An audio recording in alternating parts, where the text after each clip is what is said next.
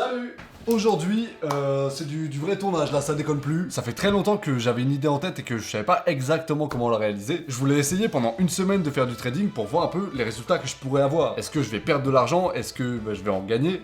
À la base ça m'arrangerait quand même d'en prendre un peu. Donc je vais essayer. Ce qui va se passer dans cette vidéo, c'est que tous les jours je vais filmer et je vais vous faire un compte rendu de ce qui s'est passé, combien d'argent j'ai gagné ou perdu, les mouvements que j'ai fait, ce que j'ai acheté, ce que j'ai revendu. Si cette vidéo je l'ai dans la tête depuis hyper longtemps et que je la sors que maintenant, c'est parce que j'ai eu enfin un élément de déblocage. Cet élément de déblocage, c'était un mail de la part de Trade Republic qui voulait qu'on fasse une vidéo ensemble. Là ça colle quoi, ça marche. Pour expliquer très simplement le principe de la bourse pour que personne soit perdu. En gros, c'est un endroit sur lequel il y a plusieurs entreprises plus ou moins grandes et nous en tant que particuliers ou professionnels, il y en a qui font ça professionnellement aussi, on peut acheter une petite partie de ces entreprises-là. Ça s'appelle une action. Le prix de l'action, il varie en fonction de la demande. En gros, plus les gens veulent acheter une certaine entreprise, plus le prix de l'action, il va valoir cher. Et inversement, si plus personne n'est intéressé par le fait d'acheter une partie de l'entreprise, le prix de l'action de l'entreprise va baisser. Et là où ça devient intéressant pour moi, c'est qu'on peut profiter de ces variations de valeur-là pour potentiellement se faire de l'argent. Si vous achetez des parts d'une entreprise à un moment où ça intéresse personne et donc l'action est pas chère et que vous la revendez à un moment où l'action est chère et que tout le monde est dessus, juste vous prenez de l'argent. Imaginons une entreprise vaut 3,14€ au moment où vous l'achetez, vous dépensez 3,14€ et au moment où vous voulez la revendre, l'action est montée à 30€. Vos 3,14€ ils sont littéralement transformés en 30€. Voilà, hein, c'est pas plus compliqué que ça à la base. En vrai, y a rien de plus logique comme procédé. Si les gens sont intéressés, c'est cher, et si les gens sont pas intéressés, c'est pas cher. Faut acheter au bon moment, terminé. Et moi, j'ai déjà mis de l'argent en bourse. Je sais, j'ai une tête d'enfant, on dirait pas. Je suis dans le business, moi, hein. Ce qui s'est passé, c'est que pendant le confinement, tout était fermé. Plus de voyages, la plupart des magasins étaient fermés aussi. Donc par exemple, tout le secteur aéronautique s'est cassé la gueule, littéralement. Les gens ont eu très peur que les compagnies aériennes fassent faillite. Du coup, ils ont tous retiré leur argent en même temps. Donc la valeur des compagnies aériennes a baissé de ouf. Et devinez ce qu'il a fait, le petit Clément? Paf! Il a posé son billet. J'ai acheté quand c'était pas cher, j'ai attendu la fin du premier confinement, j'ai enlevé mes sous. Et paf! J'ai encaissé, mon pote, les sous-sous dans la popoche. Je vais pas vous donner de conseils financiers, ce que je vais dire c'est simplement mon expérience. Regardez-moi, hein, j'ai pas la tête d'un financier, d'accord? J'ai accepté de faire la vidéo en partenariat avec Trade Republic parce que je me suis renseigné quand j'ai reçu leur mail, j'ai regardé sur YouTube ce qu'en pensaient les gens, et il s'avère que c'est considéré comme une des meilleures applications, voire la meilleure application pour faire de la bourse sur son portable. Vous pouvez investir de plein de façons en bourse avec des banques traditionnelles, c'est possible, des banques en ligne, c'est possible, il y a beaucoup de choses possibles, mais un des principaux avantages de Trade Republic, c'est qu'il y a très peu de frais. Quand vous achetez une action avec une banque traditionnelle par exemple, vous allez payer des frais de garde, des frais d'entrée ou de sortie et des frais de courtage. Ça dit rien à personne, mais en gros c'est des frais, plus un certain pourcentage de l'argent que vous venez de mettre qui dégage. Pas cool. Et en fait ça paraît pas grand chose dit comme ça, mais ça peut détruire la rentabilité du mouvement que vous venez de faire en fait. Si vous aviez mal calculé certains frais ou plein de choses, vous serez jamais rentable. Yes. Donc les droits de garde, les frais d'entrée ou de sortie, chez Trade Republic, il y en a pas. Ça dégage. Et les frais de courtage, qui sont les frais que vous allez avoir quand vous achetez une action, c'est 1€ quoi qu'il arrive. Dans les banques traditionnelles, quand vous posez 1000€, généralement c'est 6€ de frais. Si on monte à 10 000, c'est genre 50€. Et du coup, moi, si je pose 10 000€ avec Trade Republic, là, 1€. Tu vas faire quoi? Pour faire le test avec vous, j'ai déposé 500€ il y a 2 jours sur le compte Trade Republic. Et on va essayer de faire grandir ça. Là, si vous allez dans la section recherche, vous avez pas mal d'actions. Je crois qu'il y en a des milliers, hein, littéralement. Et on a aussi disponible ce qui s'appelle des ETF. Si on imagine par exemple que vous voulez investir sur le marché des États-Unis. Là, on a par exemple le S&P 500, qui est en fait le groupement des 500 plus grosses entreprises des États-Unis, tout simplement. Ce truc-là d'ETF, il permet de diversifier vos placements, en gros. Et ça sert à un truc très simple, diminuer le risque. Si j'achète 300€ d'actions chez Coca-Cola et que Coca-Cola se pète la gueule, je perds de l'argent sur mes 300€. C'est logique. Alors que si vous achetez 500 entreprises en même temps et que Coca-Cola se pète la gueule à cause d'un bad buzz, c'est pas si grave. Parce que pendant que Coca-Cola se pète la gueule, il y a plein d'autres actions qui montent. Donc il y a beaucoup moins de risques à acheter plusieurs actions en même temps plutôt qu'une seule. Par contre, pareil dans l'autre sens, si Coca-Cola pète d'un coup parce qu'ils ont fait, une action humanitaire de ouf, ça va très peu se ressentir si vous achetez 500 entreprises en même temps. Ça va juste monter d'un petit peu. Mais d'un autre côté, c'est moins risqué. Écoutez, ce que je vous propose, c'est que je commence maintenant là. C'est juste parti. Ça y est, je suis trader là. Waouh. Résumé du premier jour, il est 23h38. J'ai le temps de faire quelques petits moves et de tenter des trucs. Je savais pas trop par quoi commencer parce que quand on veut acheter, généralement on essaie de se renseigner sur quelle entreprise va marcher ou pas. Et quand vous voyez simplement une liste d'actions comme ça, vous savez pas trop où aller, c'est normal. Donc ce que j'ai fait, c'est que je suis allé sur Reddit. J'ai cherché pendant un petit moment des infos sur des entreprises qui sont placées en bourse, qui ferait que potentiellement elles auraient pu prendre un peu aujourd'hui ou pas. Et j'ai trouvé des trucs. Par exemple, l'entreprise Beyond Meat qui fait de la fausse viande. C'est un truc qui est censé avoir goût à la viande, la texture de la viande, mais vegan. En bourse, ils étaient un petit peu en perte, mais ils viennent d'annoncer que leur chiffre d'affaires a vraiment augmenté. Là, ils ont annoncé ça aujourd'hui.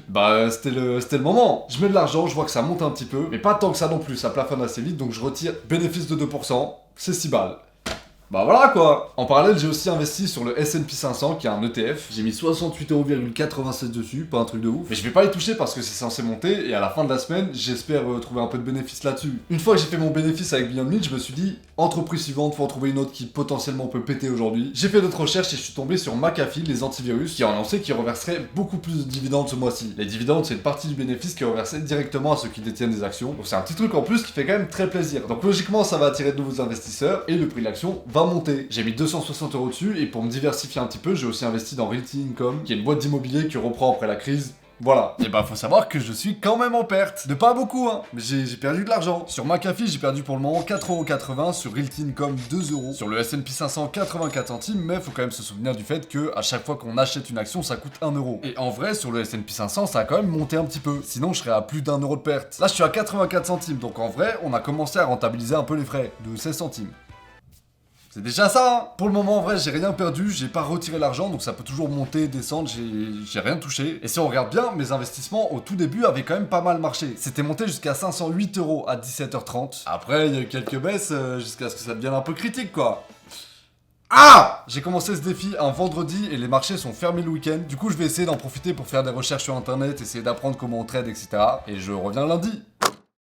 Le plus intéressant pour moi là dans ce défi, ça va être les actions individuelles, pas les ETF. Parce que les ETF sont beaucoup plus stables, comme c'est des trackers qui sont composés de plein d'actions différentes. Bah c'est beaucoup plus lent, il y a beaucoup moins de fluctuations. Et moi, pour que je puisse faire de l'argent, il me faut de la grosse fluctuation là. Il faut de l'entreprise qui pète un peu dans tous les sens là. Donc j'ai pris un peu de S&P 500 hier pour stabiliser un peu mon portefeuille. Mais en vrai, c'est pas ce qui nous intéresse de ouf. Ce que j'ai fait donc sur le jour 2, c'est que j'ai continué mes recherches pour trouver des entreprises qui potentiellement pourraient exploser dans la journée. J'ai rien trouvé de concluant.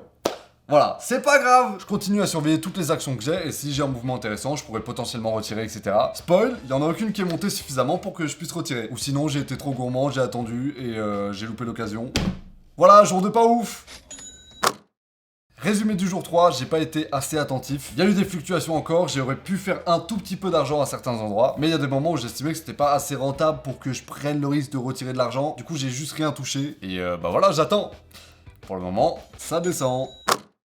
Jour 4, ça a un petit peu bougé, j'ai acheté beaucoup de McAfee les jours précédents. Je me suis dit que c'était pas très prudent parce que ça descendait vraiment salement là pour le coup. Ce que j'ai fait, c'est que j'ai décidé de retirer la moitié de mon investissement. Quitte à perdre 5% de ce que j'avais mis, c'est pas grave, tant pis. Histoire de sécuriser un peu si ça s'effondre. Et ça me permet aussi d'avoir 122€ à répartir sur autre chose. Je peux acheter d'autres entreprises avec et pas avoir tous mes œufs dans le même panier. Donc avec l'argent que j'ai retiré, j'ai acheté AMD, qui est un projet dans lequel je crois, et en plus qui a une très bonne croissance. Et j'ai aussi acheté Ampower, qui est une action que je connais pas trop en vrai. C'est là, c'est le prise de risque là, honnêtement. Je me suis dit, nique sa mère, on verra. Bon, j'ai brillé. Jour 5, la croissance est pas bonne, hein. J'ai surveillé les actions que j'ai achetées la veille, histoire de trouver potentiellement un moment où je pouvais vendre l'une d'elles pour faire du profit. Alors, il y avait certainement des occasions, mais j'étais pas là au bon moment. Donc, j'ai rien vendu, j'ai tout laissé, et ça descend. Ouais. J'ai vu qu'un des pires trucs à faire quand on mettait en bourse, c'était de tout vendre d'un coup quand il y avait trop de pertes. Du coup, je le fais pas. Mais j'ai envie de fou, hein. Je continue à perdre de l'argent, je peux pas revendre les actions que j'ai parce qu'elles perdent trop. Et je suis persuadé qu'il y en a certaines qui peuvent monter. Donc je suis partagé entre revendre, quitte à perdre de l'argent, et racheter d'autres actions qui peut-être pourraient en gagner elles aussi. Mais en vrai, je suis sûr de rien du tout. Et juste attendre que ça monte. Bah écoutez, j'attends. Voilà, hein. Dernier jour du défi, la descente aux enfers continue. Je perds de l'argent, ça rase là. Pareil, je suis toujours autant bloqué et en fait, je me rends compte que je passe énormément de temps sur mon téléphone à checker les actions, savoir si elles montent, si elles descendent. J'ai jamais de bonnes nouvelles et je me rends compte que faire du trading, c'est dur. Je peux juste pas parce que il faut que je sois tout le temps concentré. Quand je suis pas devant mon téléphone, mon cerveau est quand même en train de penser, est-ce que là, je devrais pas surveiller mon téléphone, savoir s'il y a un truc qui va se passer. Ça demande énormément d'investissement mental. Quand on fait du trading, c'est un métier à plein temps et c'est un métier dans lequel ça a l'air hyper dur de gagner. Pour l'instant et au bout de 7 jours, je suis en perte. Vous le savez, je vous l'ai dit en début de vidéo, j'ai déjà fait de l'argent en bourse, mais sur un temps aussi court qui est 7 jours, c'est trop dur. Savoir quand vendre, savoir quand acheter, être raisonnable aussi. Parce qu'il y a plein de moments où j'aurais pu faire des meilleurs choix, en vrai, vendre à un meilleur moment, acheter à un meilleur moment. Je l'ai juste pas fait parce que je sais pas. Peut-être que si je fais un truc, ça va être une connerie, j'en ai aucune idée. Donc j'ai juste rien fait. Je suis resté paralysé là, comme ça. Bref, le fait d'être en partenariat sur cette vidéo avec Trade Republic, ça va me servir à plus d'une chose. Bon déjà, ça amortit les coûts de ma perte là. Et ensuite, ça me permet d'avoir accès à des professionnels. Je vais pouvoir leur demander trouvé où est-ce que j'ai foiré, est-ce qu'il fallait que je fasse autre chose ou pas, comment j'aurais pu m'améliorer, comme ça vous le saurez vous et vous ferez pas les mêmes erreurs que moi. Du coup j'ai invité de chez moi Mathias pour qu'on puisse parler de tout ça, qui est le directeur de Trade Republic en France et qui lui fait de la finance depuis des années. Du coup il y a moyen qu'il soit un peu plus pertinent que moi. Si tu veux, ce que tu peux faire, tu me donnes un petit avis sur ce que j'ai fait moi, et je dois t'avouer que les résultats n'ont pas été ouf parce que j'ai fait du trading tous les jours. Et ouais. Bah c'est probablement le plus grand problème qu'on a en France pour démocratiser vraiment l'investissement en action en fait. C'est que le trading c'est complexe. Bien sûr.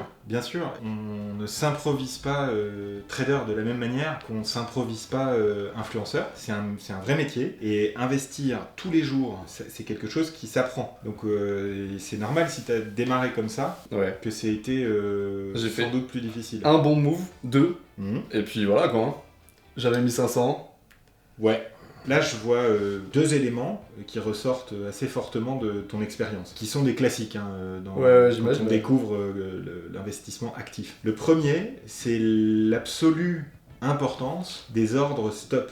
Oui. C'est-à-dire que... Je les ai pas du tout utilisés. Voilà. Un trader, ou un investisseur actif, ce qu'on pourrait appeler en France un boursicoteur, a ce qu'on appelle un plan de trading. Et un plan de trading, c'est 4 choses. Un actif, donc on choisit une action, un indice, une matière première, une devise, peu importe, une crypto. Ensuite, on choisit un horizon d'investissement. C'est-à-dire on se dit, j'investis pour quelques heures, pour quelques jours, pour quelques semaines, pour quelques années. Ensuite, on va se dire, quoi qu'il arrive, quelles que soient mes émotions, quel que soit ce que je ressens, je vais fixer un cours au-delà duquel je vends tout ou partie de ma position. Si j'achète à 10, je me dis que quoi qu'il arrive, à 13, j'aurais fait 30%.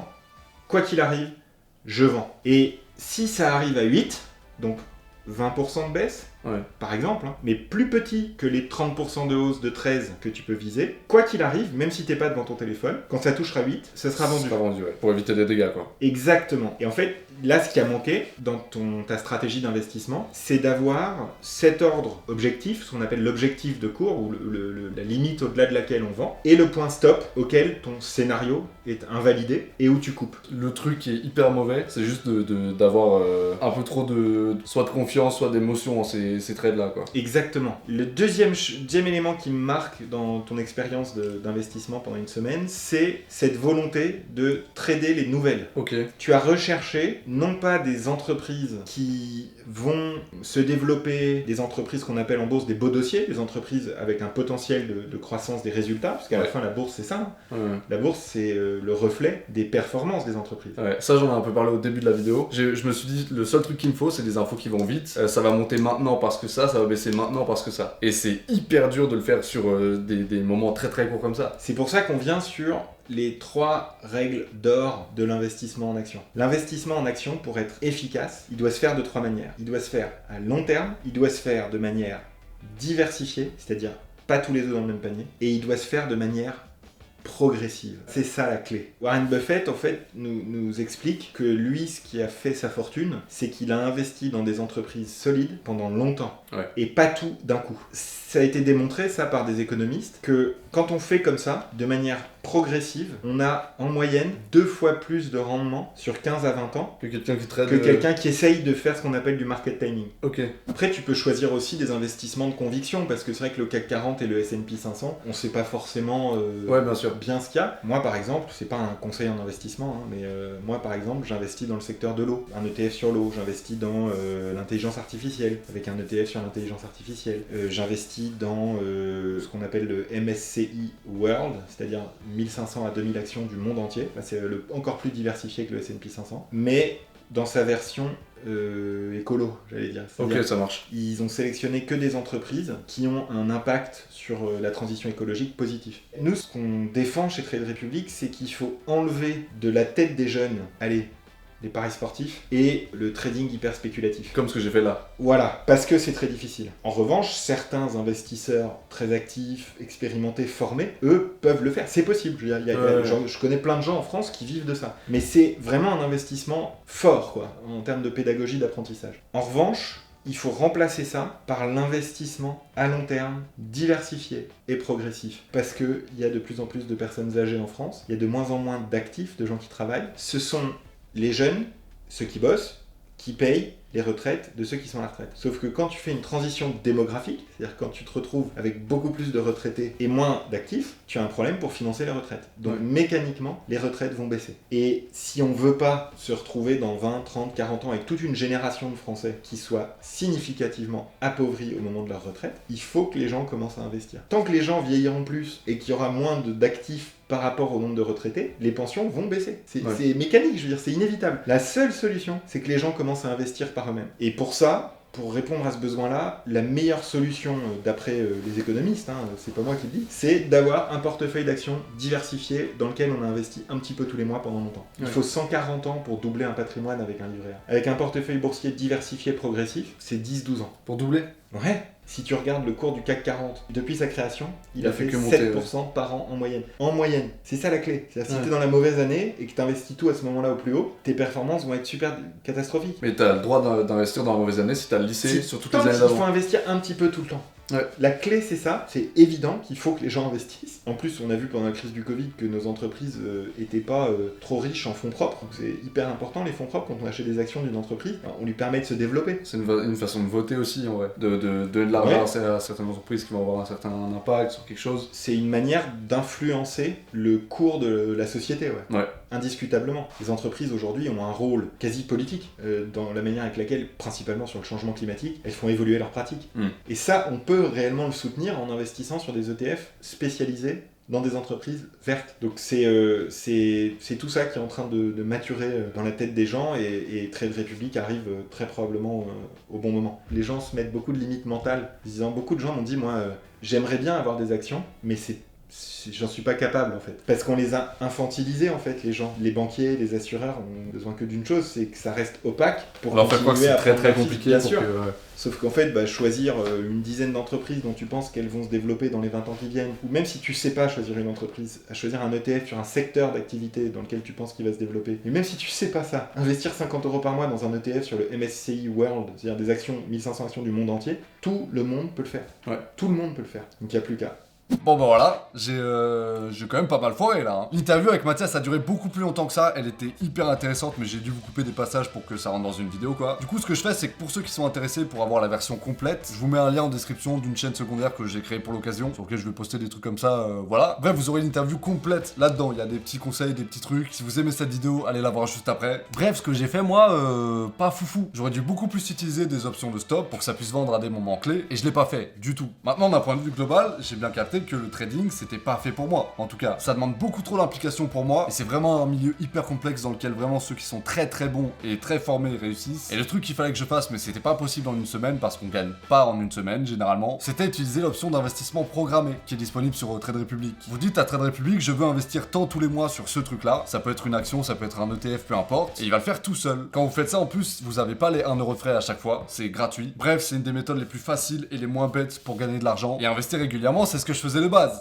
Je m'étais pas tenté au trading, j'aurais pas dû. En gros, pour faire simple et ce pourquoi ça marche, si vous prenez le marché américain, donc le S&P 500, depuis les 50 dernières années, si vous prenez de la moyenne, il a fait que monter. Et en termes de bénéfices, vous faites 11% par an.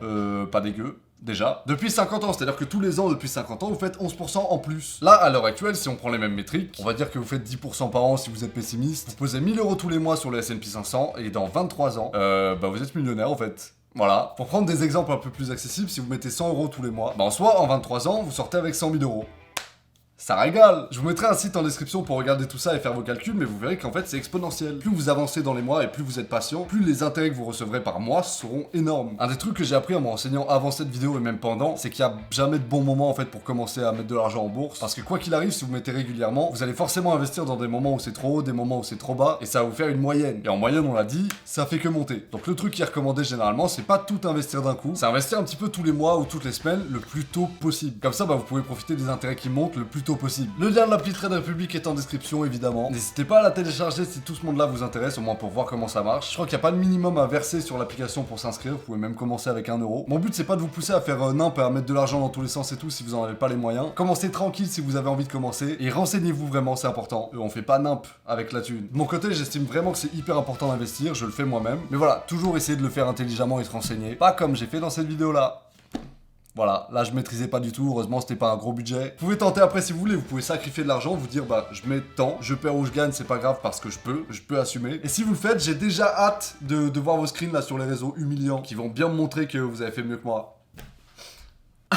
Putain, je suis naze! Les traders pro, là, je le sens, ils vont me foutre le seum. Si vous avez aimé cette vidéo, n'oubliez pas de mettre un like, de vous abonner à la chaîne. Tenez-moi au courant de vos perfs, ça me ferait plaisir en vrai, c'est marrant. J'ai envie de créer un Discord là pour l'occasion, qu'on puisse en parler tous ensemble. Ce serait trop stylé. Bref, mardi prochain, nouvelle vidéo. Ciao!